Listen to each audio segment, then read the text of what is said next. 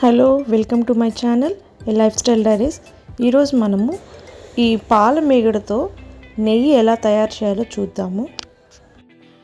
ఈ గిన్నెలో ఉన్న మీగడ వచ్చి 2 వీక్స్ది. రోజు పాలల్లో నుంచి నేను ఇలా తీసి స్టోర్ చేసి ఫ్రిడ్జ్లో స్టోర్ చేస్తూ ఉంటాను.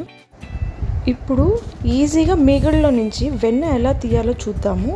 ఇలాగా నేను చూపిస్తున్న విధానంగా మిక్సీలోకి ఒక 3 to 4 స్పూన్స్ ఫుల్ స్పూన్స్ మీగడ మిక్సీ జార్లోకి వేసుకొని ఐస్ క్యూబ్స్ ఐస్ వాటర్ పోసుకొని ఇట్లా బ్లెండ్ చేసుకోండి.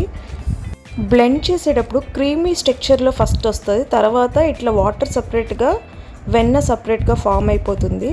అంత ఫామ్ అయ్యేలాగా మనం బ్లెండ్ చేస్తూనే ఉండాలి. చూసారా వెన్న అనేది హ్యాండ్కి ఎంత ఈజీగా వస్తుందో మనకి. మొత్తం బటర్ అంతా తీసి ఒక సపరేట్ కూల్ వాటర్లో వేసుకోండి, ఎందుకంటే అందులో ఉన్న పాలంతా బయటకు వచ్చేస్తుంది, ఏదైనా ఎక్స్ట్రా పాలు ఉంటే కానీ. ఇట్లా ఈ బటర్ని అంతా క్లీన్ చేసిన తర్వాత మనం వేడి చేసుకోవడానికి ఒక గిన్నెలోకి ఇది మార్చుకుందాము. ఈ బటర్ని ఇంకా మిగిలిన మీగడంతా కానీ ఇట్లనే నేను చూపిస్తున్న విధానంగానే సేమ్ చేయాలండి. మీగడ అనేది ఎక్కువ రావాలంటే పాలు కాచేటప్పుడు ఎక్కువ స్లో మంటలోనే పెట్టండి, ఫాస్ట్ మంట పెట్టకండి. ఎంత బాగా పాలు కాగితే మీగడ అనేది బాగా వస్తుంది. పాలు చల్లారాక ఫ్రిడ్జ్లో స్టోర్ చేశారంటే అది లేయర్ లాగా ఫామ్ అవుతుంది, ఈజీగా తీసి మనము సపరేట్ గిన్నెలోకి స్టోర్ చేసుకోవచ్చు. ఇప్పుడు ఈ వెన్నని మనము కరిగించి నెయ్యి తయారు చేసుకుందామండి. బటర్ని కాంచేటప్పుడు స్లోలోనే పెట్టి ఉంచండి. ఇది మనకి 30 to 40 minutes పడుతుందండి నెయ్యి తయారవడానికి. మధ్య మధ్యలో ఇలా కలుపుతూ ఉండాలి.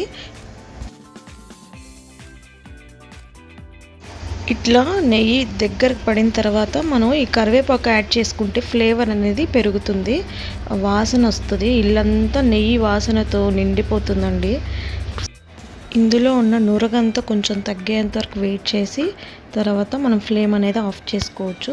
చూసారా నెయ్యి ఎంత బాగా మనకి క్లియర్గా వచ్చిందో గోల్డెన్ కలర్లో. కాస్త ఈ నురగ అనేది తగ్గిన తర్వాత మనం ఫ్లేమ్ అయితే ఆఫ్ చేసుకోవచ్చండి. ఇది బాగా చల్లారిన తర్వాత మనము ఒక గాజు సీసాలో కానీ స్టీల్ డబ్బాలో కానీ ప్లాస్టిక్ ఏదైనా ఎయిర్ టైట్ బాక్స్ లాగా ఉంటే స్టోర్ చేసుకోవచ్చు. ఇది 3 months పాటు మనకి ఫ్రెష్గా బాగా ఉంటుందండి.